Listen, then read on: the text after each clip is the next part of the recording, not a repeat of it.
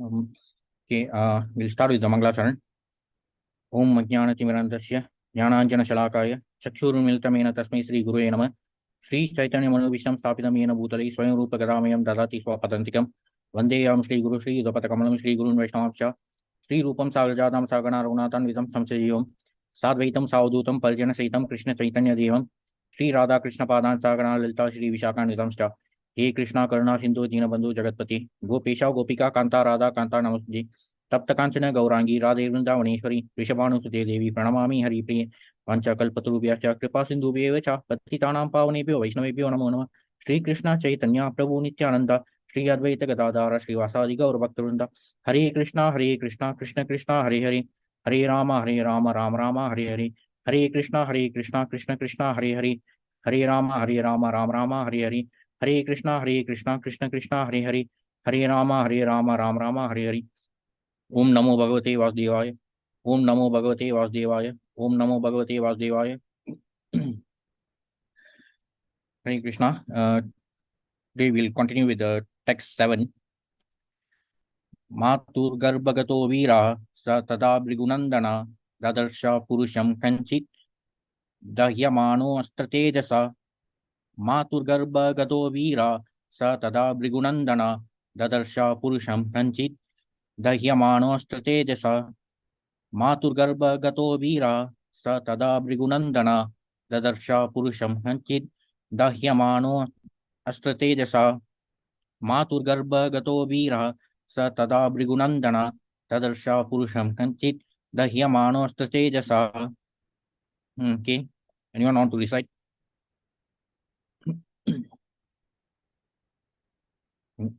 Hare Krishna.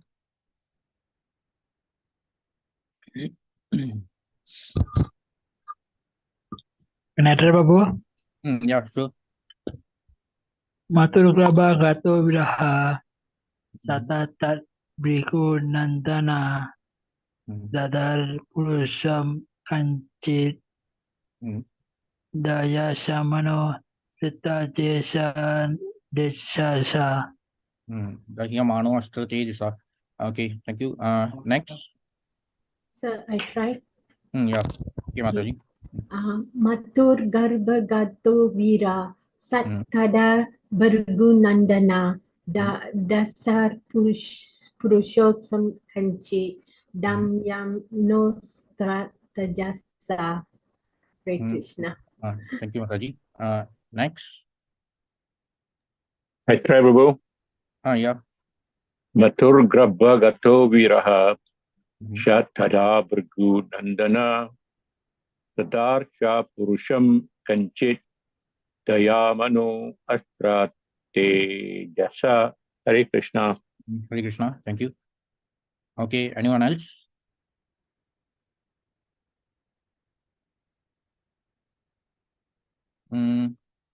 Okay, we'll proceed with the synonyms. Maturgarbhagato viraha sa tada brigunandana tadarsha purusham kanchit dahyamano astratejasa.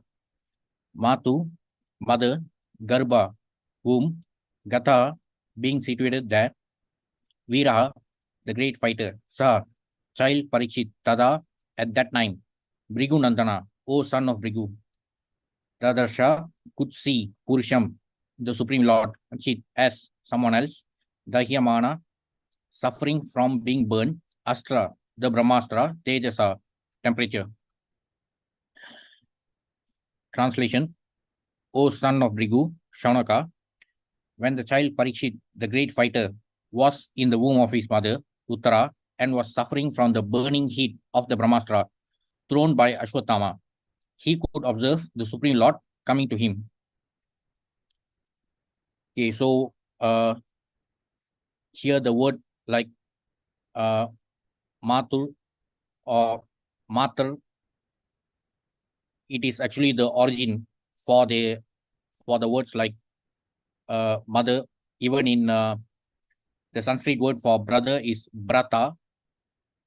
So even that was copied by the so-called civilized people. So here Shaunaka Rishi is addressed as son of Brigu. as we have seen in the previous weeks, this chapter started with a specific inquiry regarding Maharaj Parikshit. So they were like, though the topic regarding Maharaj Parikshit himself was touched upon in the earlier chapters, but somehow it was only like related to his birth, the time during which he was saved by Lord Krishna before he departed to Dwarka, and then the story continued about how Lord Krishna arrived in Dwarka and how he was received by the residents of Dwarka. Now the focus is back on Maharaj Parikshit, and they are inquiring the sages of Naimisharanya, headed by Shaunakarishi. They are all inquiring specifically about Maharaj Parikshit in detail. So again, the story starts from what happened during his birth, about how he was saved by the Supreme Lord. So here, O son of Brigu, when the child Parikshit, the great fighter, was in the womb of his mother Uttara and was suffering from the burning heat of the Brahmastra thrown by Ashwatthama, he could observe the Supreme Lord coming to him. Okay, now before we focus on Maharaj Parikshit, about his background, he was born to Abhimanyu and Uttara. So who was Abhimanyu? Arjuna's son. Yes. And what happened to him before Parikshit's birth? He was killed in the battlefield. Yes. So Abhimanyu was the one who was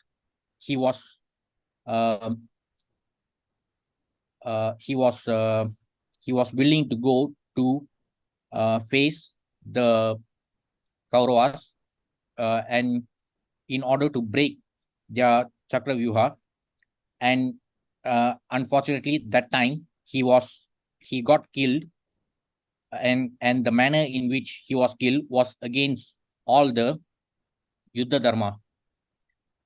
So it is actually very sad that in our community, as I've also said in many other sessions, especially in our community, unlike the other communities where they learn about their religion, regardless of what is in their books, they all learn about their religion from their holy books. Only in our religion, unfortunately, the vast majority of our Sanatani brothers and sisters, they learn about Hinduism only from cinema, serial, and WhatsApp University. And even regarding this episode about the battle of Kurukshetra, a lot of people have been misled into thinking that whatever they see in the movies is the ultimate truth. So in our community, especially in the Tamil community, those who have been watching most of the crappy Tamil movies, like the old Karnan movie, so they were all misled into thinking that whatever garbage that was shown in that movie is the truth. So even that piece of crap was produced mainly to lionize the character of Karna without focusing on any authentic reference from the scriptures. So it is in fact very sad that the cinema rogues always make it a point to lionize all the deep demoniac characters. Not just the old Karnan movie, there was also this movie by Mani Ratnam. Actually, he is a serial offender because he has been he's always hell-bent on lionizing all the demoniac characters from the Puranas, even with subtle references. Like there was also this movie titled Talabadi, in which there were inspiration. The characters were inspired, like as though the characters inspired by Duryodhana and Karna, they were lionized and they were shown as though they were the good people. And also in 2010, if I'm not mistaken, he also produced this another piece of garbage called Ravana, again with the intention to lionize the demoniac characters. But the good news is that the movie flopped in both versions, the Tamil and Hindi version.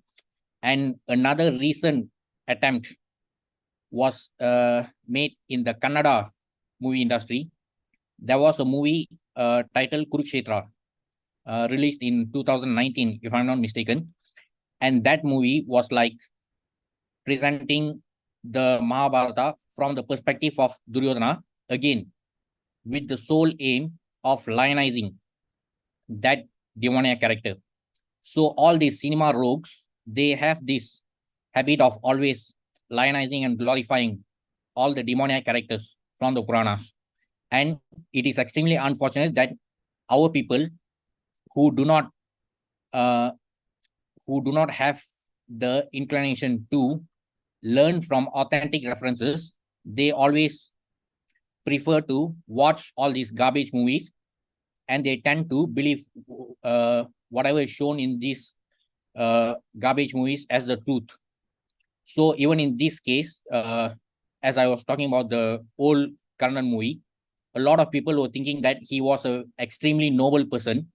But what actually happened was Abhimanyu was killed by all these demoniac characters who ganged up against him.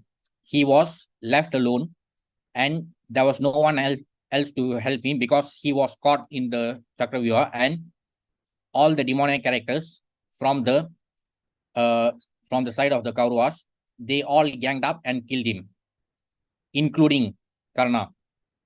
So that was the reality of that so-called noble character who was lionized in the garbage Tamil movies. And it is extremely unfortunate that our people tend to believe that that was actually the truth. So even Karna ganged up with the Kauravas to kill Abhimanyu.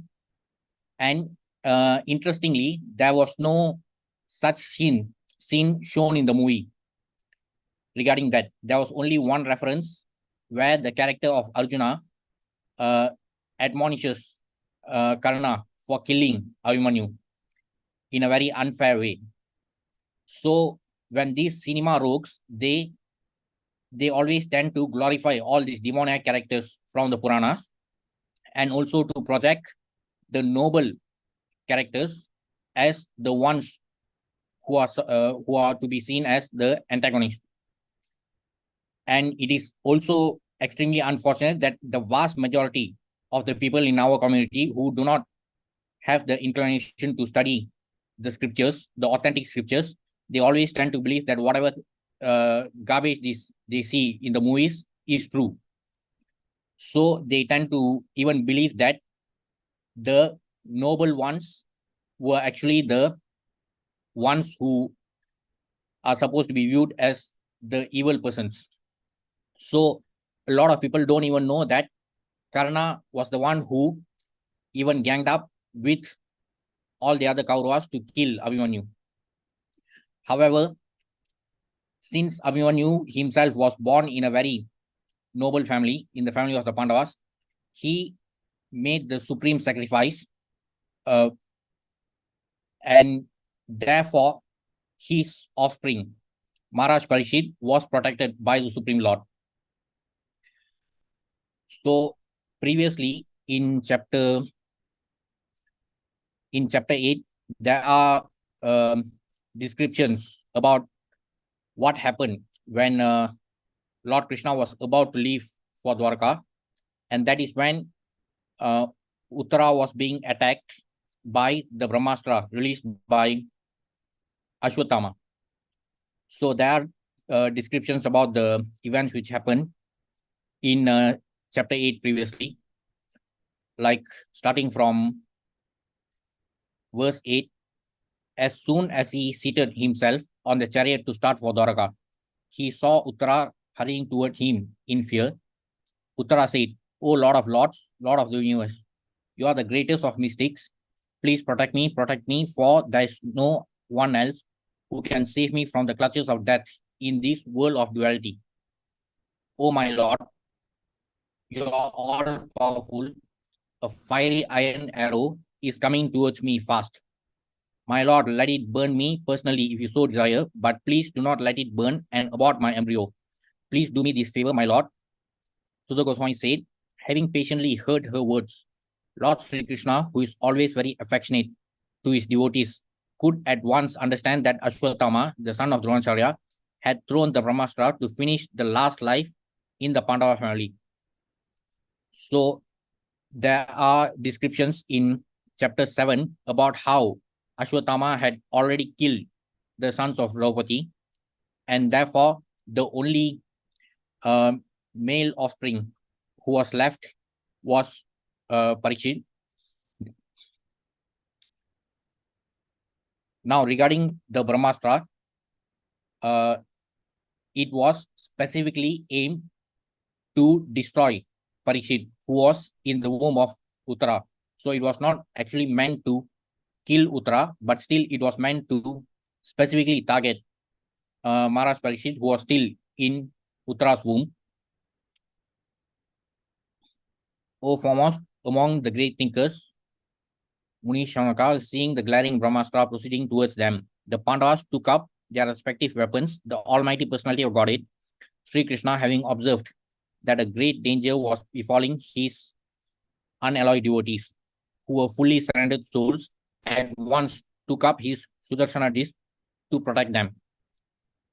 The Lord of Supreme Mysticism, Sri Krishna, resides within everyone's heart as the Paramatma, as such, just to protect the progeny of the Kuru dynasty. He covered the embryo of Uttara by his personal energy. O Shaunaka, glory of Brigu's family, although the supreme Brahmastra weapon released by Ashwatthama was irresistible and without check or counteraction, it was neutralized and foiled when confronted by the strength of Vishnu, Lord Krishna. O Brahmanas, do not think this to be especially wonderful in the activities of the mysterious and infallible personality of Godhead. By his own transcendental energy, he creates, maintains, and annihilates all material things, although he himself is unborn. So, in addition to the description about how Lord Krishna neutralized the threat of the Brahmastra, there are also descriptions about how this event is actually like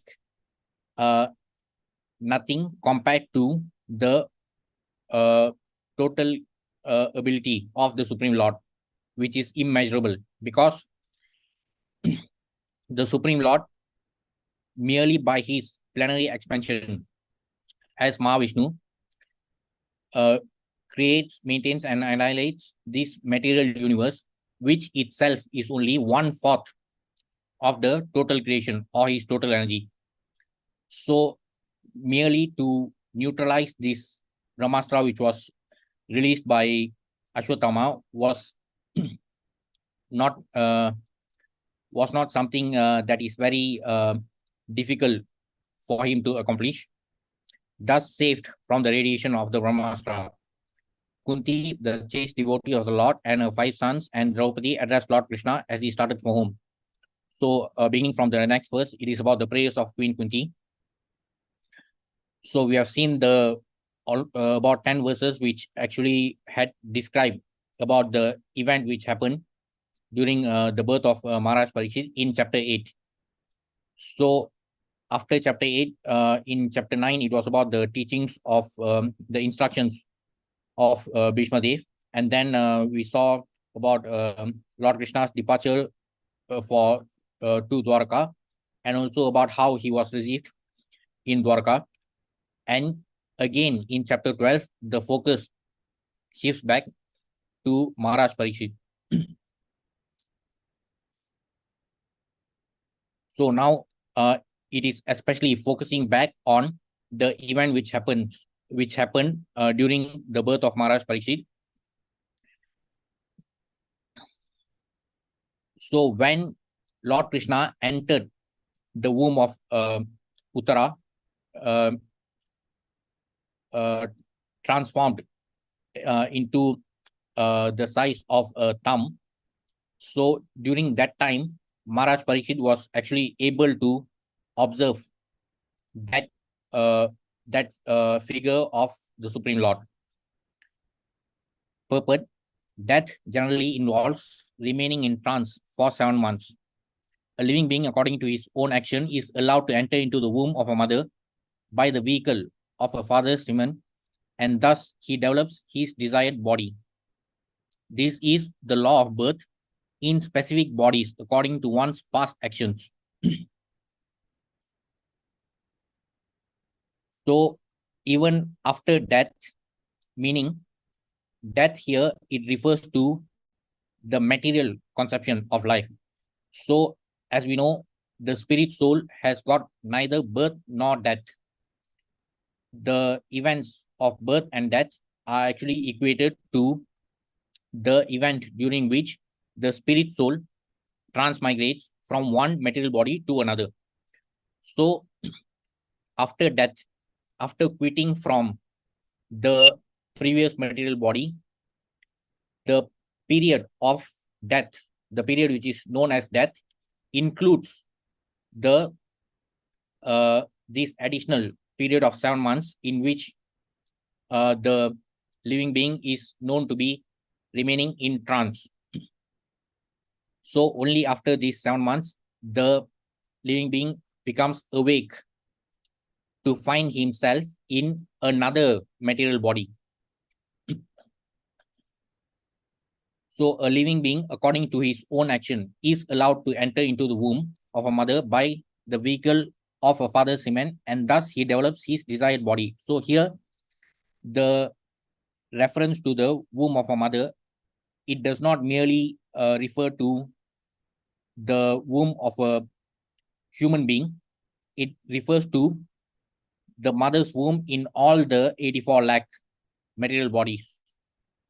So the description regarding the 84 lakh material bodies, as mentioned in the Vishnu Purana, Jalaja Navalakshani, Stavaram Lakshavimshati, Krimio Rutra Sankhya, Pakshinam Dasalakshanam, Trimsha Lakshani Pasava, Chatur Lakshani Manusha, Jalaja Navalakshani, 9 lakh aquatics, Stavaram Lakshavimshati, 20 lakh plants and non-moving living entities, Krimio Rutra Sankhya, 11 lakh germs and insects, Pakshinam Dasalakshanam, 10 lakh bird species, Trimsha Lakshani Pasava, 30 lakh quadrupeds or the 4-legged animals, Chatur Lakshani Manusha, 4 lakh human species.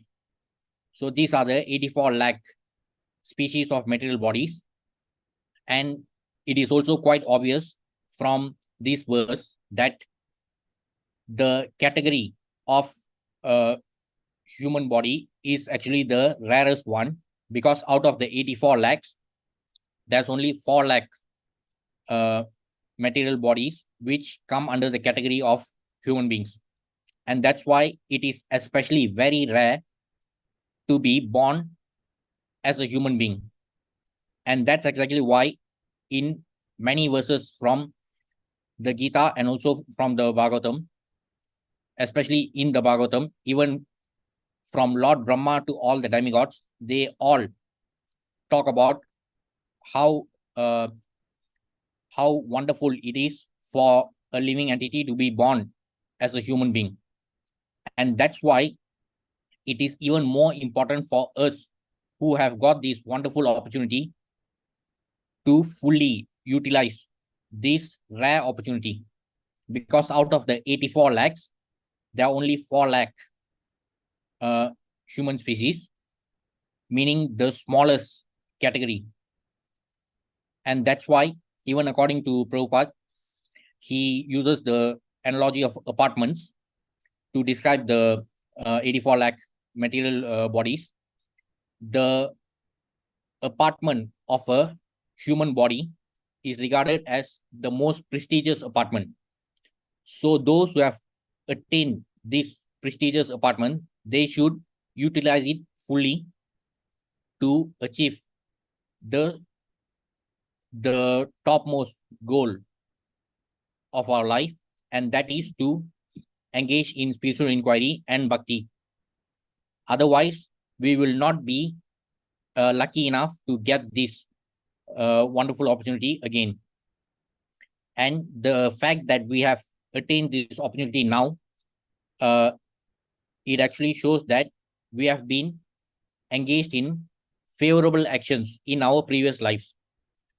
As mentioned here, a living being, according to his own action, is allowed to enter into the womb of a mother, and thus he develops his desired body. This is the law of birth in specific bodies according to one's past actions.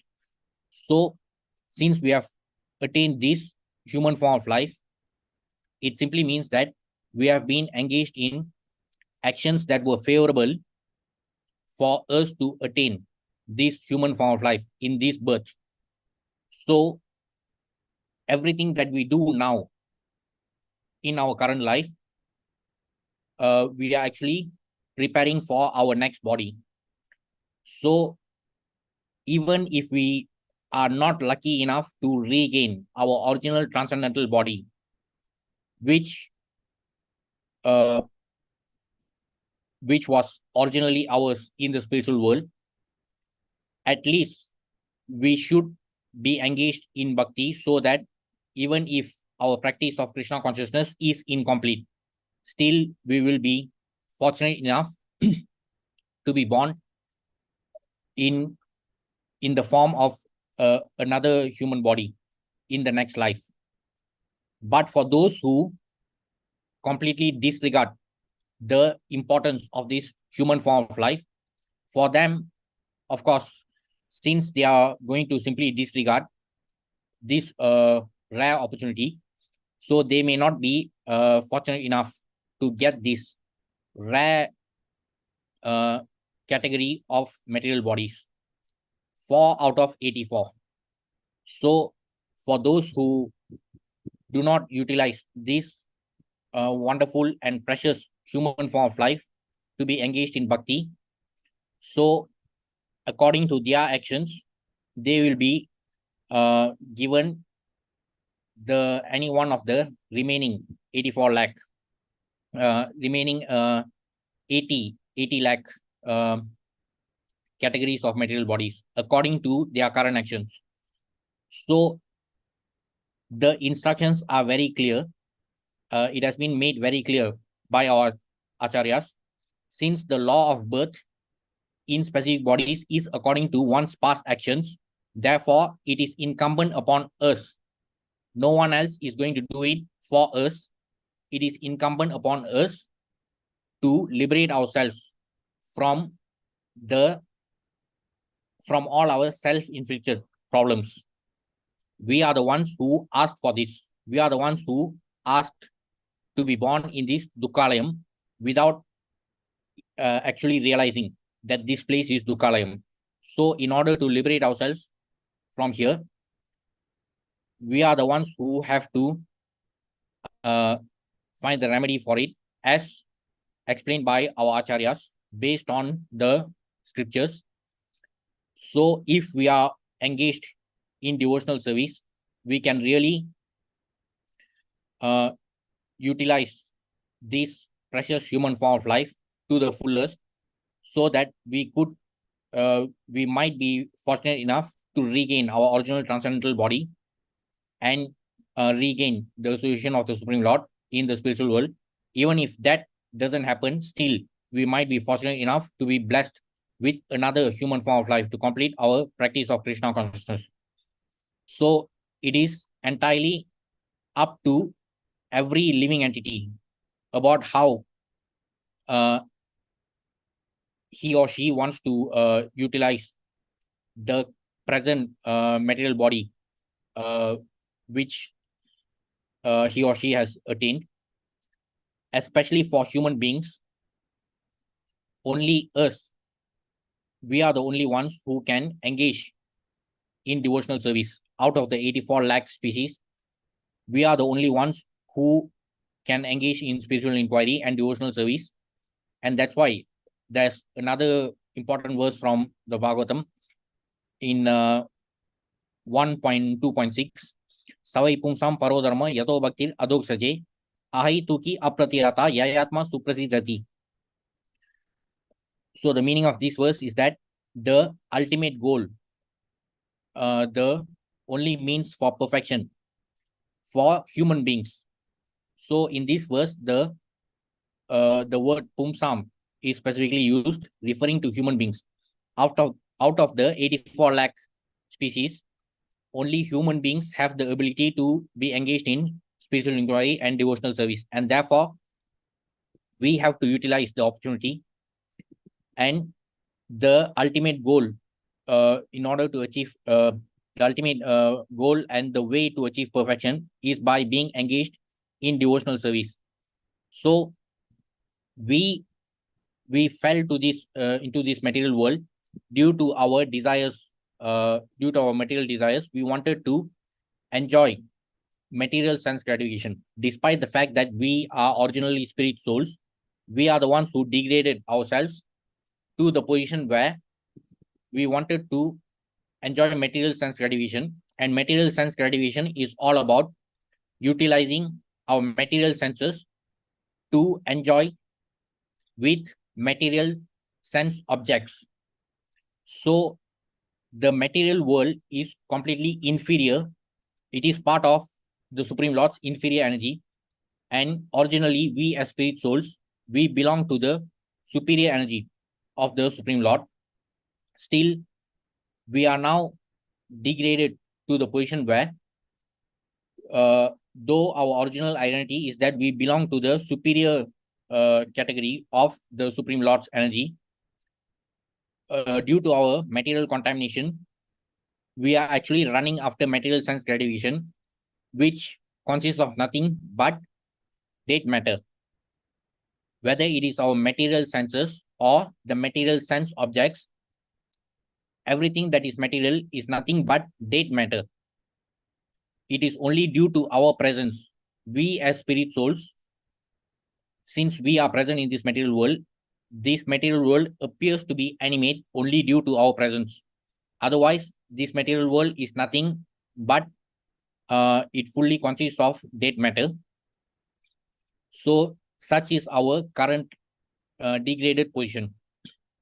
So it is entirely up to all human beings about what they want to do with this wonderful opportunity that they have attained.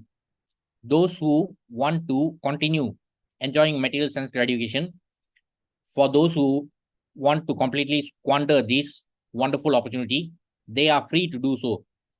And Krishna will always be happy to accommodate them by giving them the kind of material body that they deserve according to their present actions. But for those who at least have some little amount of self-realization, for those who have actually realized that this place is Dukalayam, for those who have at least attained some amount of perception about the evil of Janmamrityu Jarayavadi, so the most logical remedy for them is to be engaged in devotional service. So devotional service is all about utilizing our senses, our material senses, in service of the Supreme Lord. And that is regarded as the ultimate goal or ultimate perfection of human life. By doing so, we can completely liberate ourselves from this material entanglement. When he is awake from trance, he feels the inconvenience of being confined within the womb, and thus he wants to come out of it, and sometimes, fortunately, prays to the Lord for such liberation. So after the 7-month period, after being in that trance, which is actually like an extended period of death, the living entity becomes awake and he is aware of the place where he is in now, in the new mother's womb.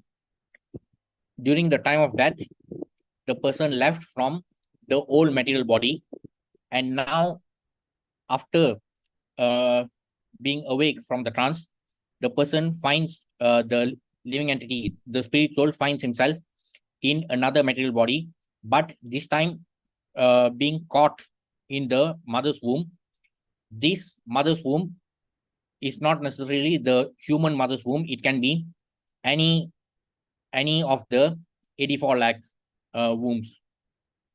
So during that time, the living entity is conscious enough to pray to the Supreme Lord in order to get out of the place where he is currently stuck in. But the irony here is that though the living entity may pray for liberation, when the living entity is stuck in a new mother's womb,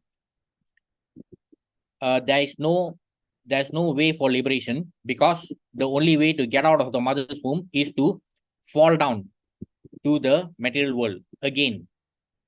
Even previously, before that, the living entity was actually occupying a different material body, and the same spirit soul was suffering all the problems of Janma Mrityu Jara Vyadhi in a different material body, and now the same spirit soul finds himself in a new material body, but this time still within the new mother's womb, and he prays to the Supreme Lord for liberation. But as long as we are caught in any mother's womb, regardless of whether it is the human mother's womb or any one of the 84 lakh wombs, there's no opportunity for liberation, because even by getting out of the mother's womb, the child is only going to fall down to the material world again. So the only solution for this is to never enter a mother's womb again. So that should be our firm resolve. We should never enter another mother's womb again. For those who do not realize that this place is Dukkalayam, for those who regard the Mahabharata and especially the Gita as figments of imagination, for such people, they can always enjoy their material sense gratification by traveling, by transmigrating in all the 84 lakh wombs. But for those who have realized that this place is Dukkalayam, for those who are able to perceive the evil of Janma Mrityu Jara Vyadhi, so we should have the resolve to never enter into another mother's womb again. So if we do not utilize this wonderful opportunity that we have attained now in this human form of life, then we may have to enter another human mother's womb again, or even worse, if we do not lead our lives according to the scriptural injunctions, if we regard Lord Krishna's instructions in the Gita as figment of imagination, then we might even find ourselves in the remaining 80 lakh wombs, which is actually a further degradation from our current position in this human form of life. So the only way to liberate ourselves from this material world is to never enter another mother's womb again. Maharaj Parikshit, while in the womb of his mother, was struck by the Brahmastra released by Ashwatthama, and he was feeling the burning heat. As mentioned earlier, the Brahmastra can be used to specifically target, and it is very precise, like the modern equivalent, the so-called modern equivalent to the Brahmastra is the most the modern equivalent, which is most often mentioned as equivalent to the Brahmastra, is the nuclear weapon. But the nuclear weapon is not so precise because it actually destroys thousands or even lakhs of people. But compared to that, the Brahmastra is very precise, and it can especially target, like in the case of Maharaj Parikshit, he was the specific target, not Uttara. So when the Brahmastra actually entered Uttara's womb, by that time, actually, Maharaj Parikshit's body was already burnt due to the heat. But he was restored back to life because Lord Krishna entered into Uttara's womb,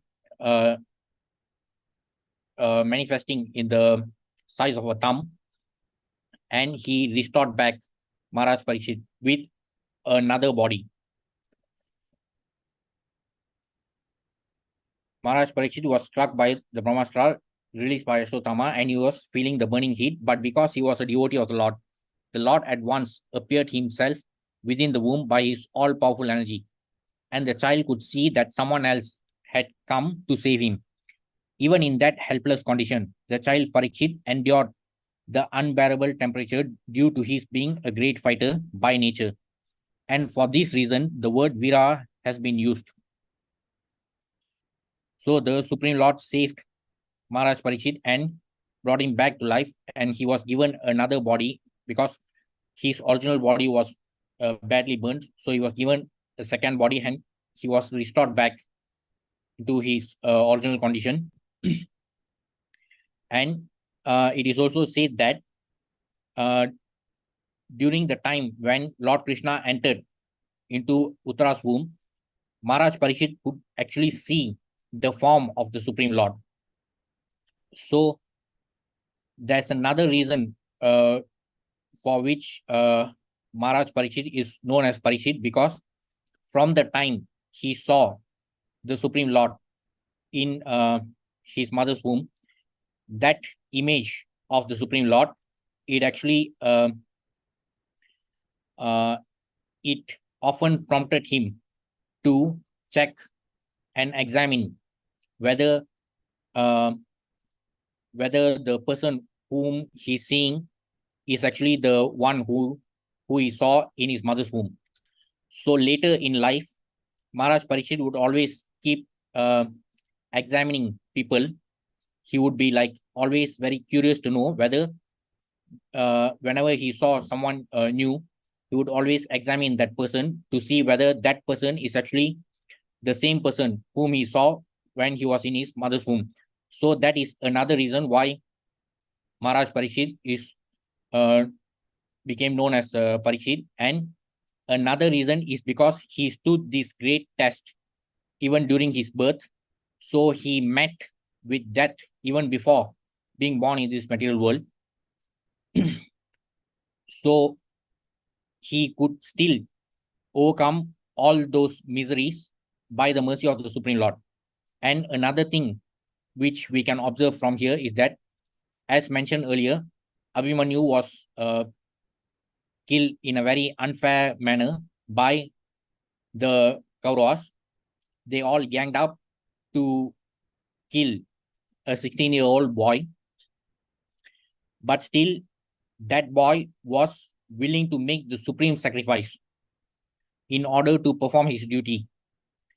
His father, Arjuna, heard the Bhagavad Gita. But if you observe the life of Abhimanyu, Abhimanyu really demonstrated the teachings of Bhagavad Gita. The most popular verse from Bhagavad Gita, one of the most popular verse, is verse 2.47. Karmanyavadhikaraste ma phaleshu kadachana ma karma phala heturvur mate sangosto karmani. So in that verse, Lord Krishna says that you have the right to perform your action, but never be obsessed with the fruits of your action. So even in the case of Abhimanyu, we can see that he was willing to sacrifice his life to perform his duty of fighting as a Kshatriya. So even by doing that, since he himself came from the family of devotees, so on one hand, Arjuna heard the Bhagavad Gita. On the other hand, Abhimanyu actually gave us a practical demonstration about how we can apply the teachings of Gita in our life. And since Abhimanyu performed his duty without being obsessed with the fruits of action, so the Supreme Lord took care of his offspring, Maharaj Parikshit. So this is also another example, another evidence to what the Supreme Lord says in Gita 9.31. Shipram Bhavati Dharmatma Shashvat Shantim Nigrachati Kaunteya Pradjani Name Bhakta Pranashati. My devotee never perishes. So those who are surrendered to the Supreme Lord, the true devotees, they will never perish. So even from the example of Abhimanyu, we can see that though he was killed in an unfair manner, his offspring was saved by the Supreme Lord, even from the greatest danger.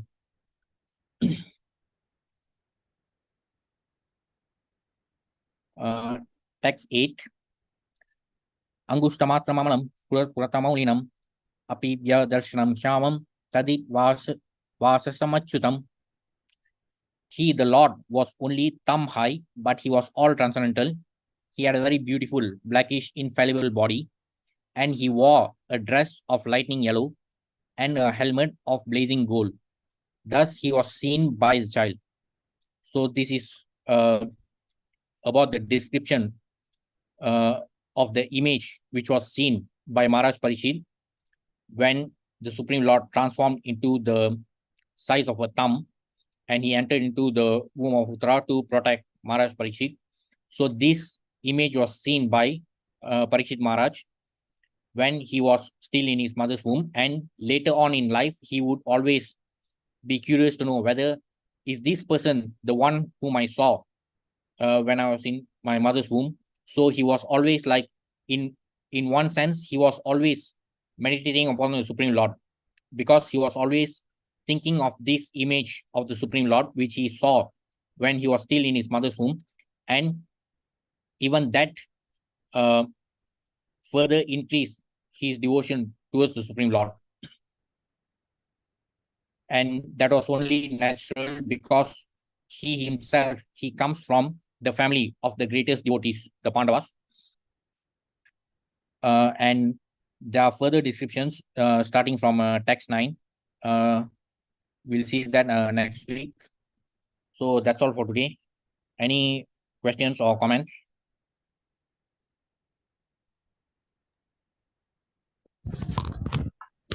Everything is okay, Prabhu. Okay. Thank you. Hare Krishna. Thank you, sir.